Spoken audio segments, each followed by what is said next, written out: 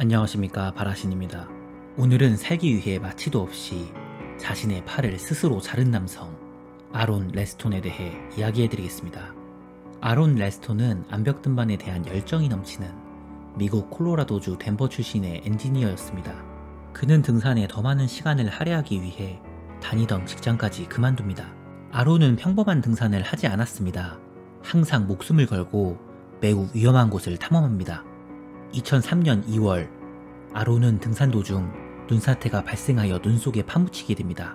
다행히 친구의 구조로 목숨을 건졌습니다. 하지만 그는 그 이후로도 위험한 곳을 선택하여 등반을 계속합니다. 눈사태 사고가 있은 지 불과 몇 달 후인 2003년 4월 26일, 아론은 미국 유타주의 블루존 협곡에 홀로 여행을 떠나게 됩니다. 아론은 그날 밤 자신이 타고 온 트럭에서 잠을 잡니다. 그리고 다음날 아침 9시 15분에 자전거를 타고 블루존 협곡으로 이동합니다. 블루존 협곡은 17.6km의 길이에 매우 위험한 협곡이었습니다. 그는 자전거를 협곡 입구에 두고 협곡 안으로 걸어 들어갑니다. 오후 2시 45분경 협곡 아래로 내려가는 도중 갑자기 거대한 바위가 위에서 떨어집니다.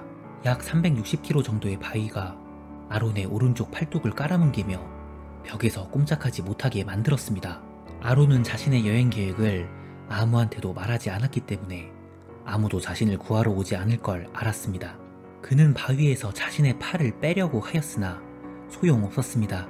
아론은 5일간 2개의 브리토와 사탕 몇 개, 소량의 물로 버티며 팔을 빼내려고 노력하였습니다. 하지만 360kg의 바위에 깔린 팔을 빼내는 것은 현실적으로 불가능하였습니다. 물과 음식을 다 소비한 아론은 자신의 소변으로 갈증을 해소하며 버텼습니다. 시간이 지날수록 아론은 자신의 죽음을 직감합니다. 결국 자신의 이름과 생일, 예상 사망일을 벽에 새기고 가족을 향한 작별 인사를 비디오에 녹화합니다. Whoever finds this, please make an attempt to get it to them. Be sure of it. I would appreciate it. 그날 밤 아론의 의식은 점점 사라져갔습니다. 이때 잠시 잠에 든 아론은 꿈속에서 미래의 자신이 자식들과 행복한 시간을 지내는 꿈을 꾸게 됩니다. 아론은 이 꿈이 자신의 생존을 암시하는 꿈이라고 판단하였고 결국 엄청난 결심을 합니다. 바로 팔을 자르고 탈출하는 것이었습니다. 다음날 새벽에 깨어난 아론은 팔을 자를 준비를 합니다. 팔을 먼저 부러뜨린 후 칼과 펜치를 사용하여 팔을 자르기 시작합니다. 이 과정은 마취도 없이 1시간 가까이 진행됩니다. 아론은 스스로 지혈을 하면서 엄청난 고통을 참아내며 스스로 팔을 절단합니다. 이 과정에서 아론은 신체의 25% 정도의 혈액을 소모했습니다. 아론은 순전히 살겠다는 의지 하나만으로 모든 고통을 이겨냈다고 합니다. 결국 아론은 팔을 자르는 데 성공하였습니다. 하지만 안심하기엔 아직 일렀습니다.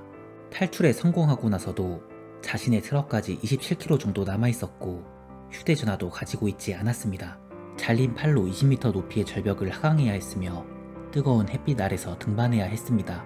우연히 네덜란드에서 휴가차 놀러온 사람들을 만나 물을 얻어마시고 구조 요청을 하여 결국 아론은 극적으로 탈출에 성공하게 됩니다. 이후 그의 팔은 공원 관계자에 의해 발견되어 회수되었고 아론은 그 팔을 화장하여 사고 장소에 젤을 뿌렸다고 합니다. 이러한 아론의 생존기는 2010년 영화 127시간으로 재탄생되었습니다. 아론은 이 영화의 제작 단계부터 참여하여 자신의 생존기를 생생하게 들려주면서 영화의 완성도를 높여줍니다. 토론토의 관객 중 일부는 마지막 주인공이 팔을 자르는 장면에서 기절했다고 합니다.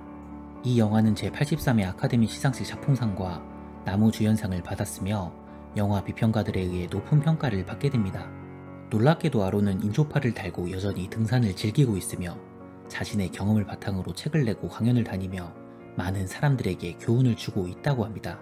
영상을 재밌게 보셨다면 구독과 좋아요 부탁드리겠습니다. 감사합니다.